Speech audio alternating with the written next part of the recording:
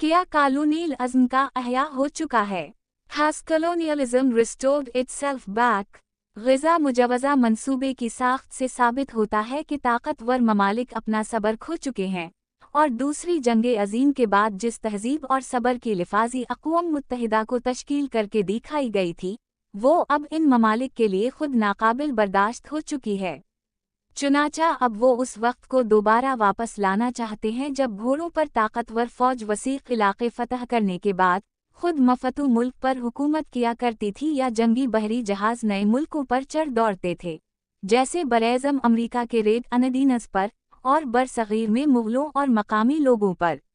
मगर फिर दूसरी जंगे अज़ीम के बाद कॉलोनियलिज़म का दूर ख़त्म कर दिया गया या तीसरी दुनिया के महकूम अवाम ने साम्राज्यी क़ुव्वतों को शिकस्त दी। चुनाचा मग़रिबी साम्राज्यत ने अपने परवरदा अनासिर के ज़रिए बज़ाहिर आज़ाद ममालिक पर हुकूमत करना शुरू कर दी।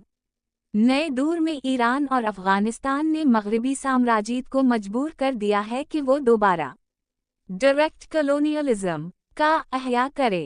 ग़ज़ा पर गाज़ा बोर्ड ऑफ पीस के ज़रिए हुकूमत करने का मंसूबा कारपोरेट अंदाज से नई तर्ज की कॉलोनियलिज़म